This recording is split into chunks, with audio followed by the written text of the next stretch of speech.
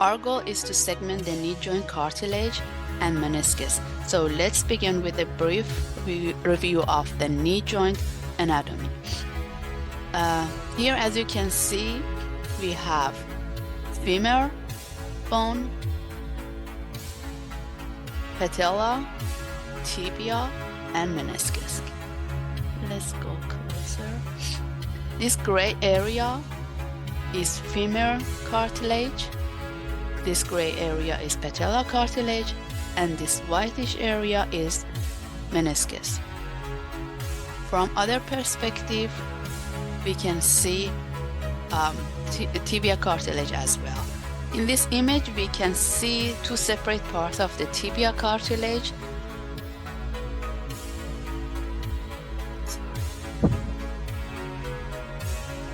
Here is medial, and another part is lateral, and the patella cartilage and part of the femur cartilage, which is the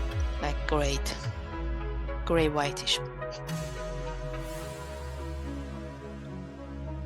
And if we bend the knee, the femur cartilage would be more obvious, which is this area.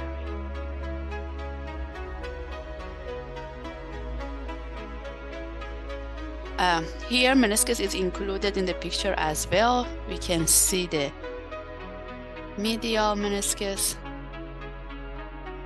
and the lateral meniscus here.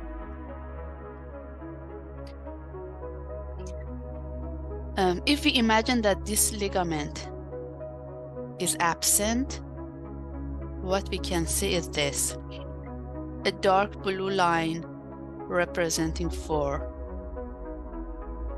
femur cartilage,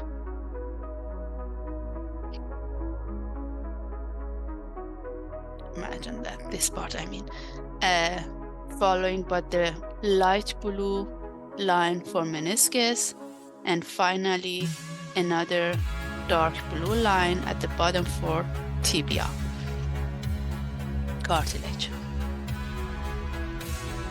As we scroll through image, like if you see first this part and then this part and then this part, we notice that the medial part of the meniscus becoming thinner until we can see a meniscus in posterior and anterior.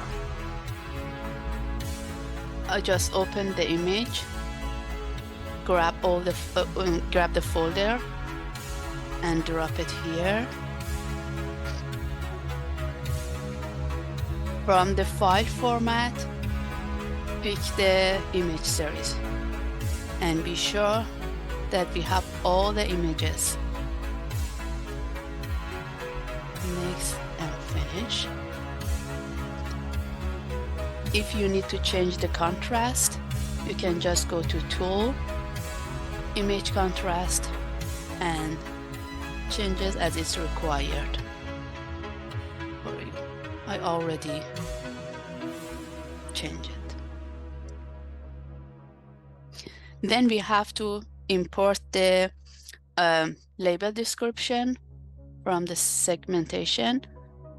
Import label description.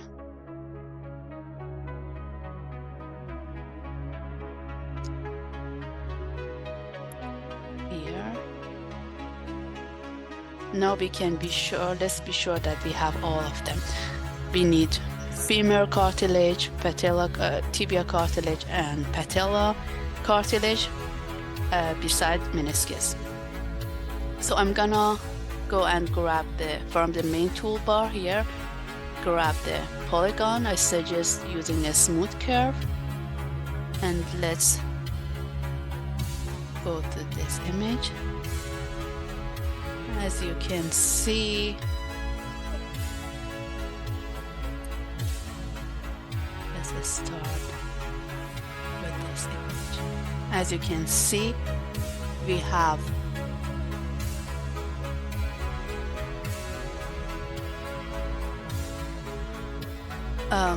femur cartilage, tibia, and meniscus. We cannot see patella cartilage here.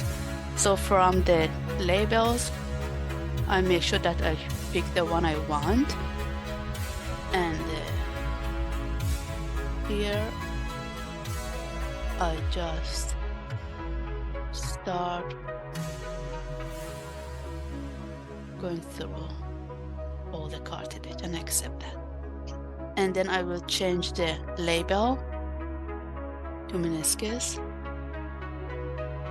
and mark where I can see the meniscus here.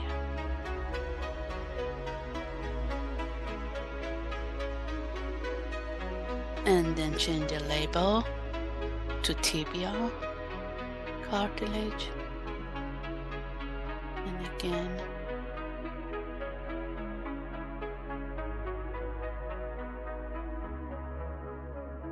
now I'm done with one image. I'll scroll through the image and go to next, another one, and do it again. So I'll just go fast, not really precise, just show you. I go for meniscus. As you can see, this part is still cartilage, but I just want to be fast. And now tibia cartilage.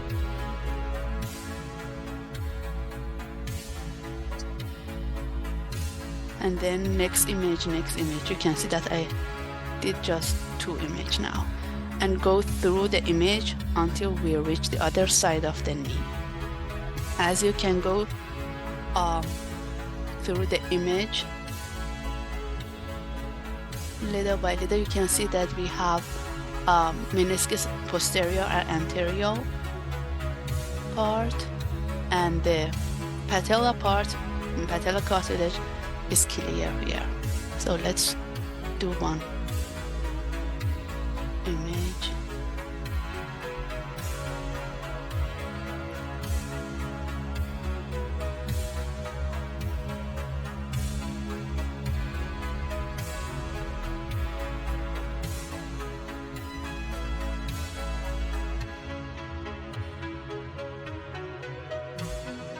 Sorry.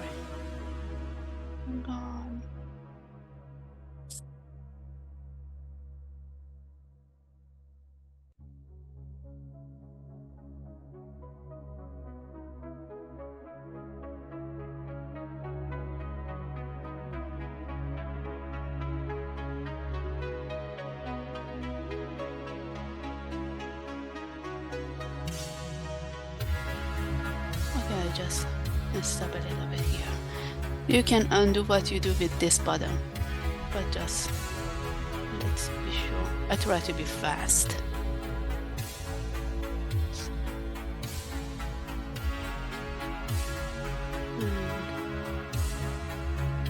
Tibia cartilage.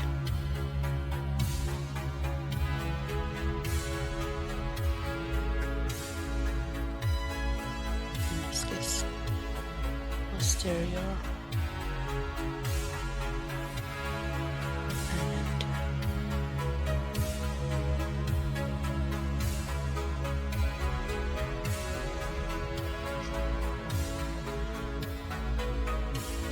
Okay, and as you go through, still we can see patella and other part of the knee until we go all the way through the images, scroll through the images to get the other side of the knee, which is again meniscus, femur cartilage, and tibia cartilage.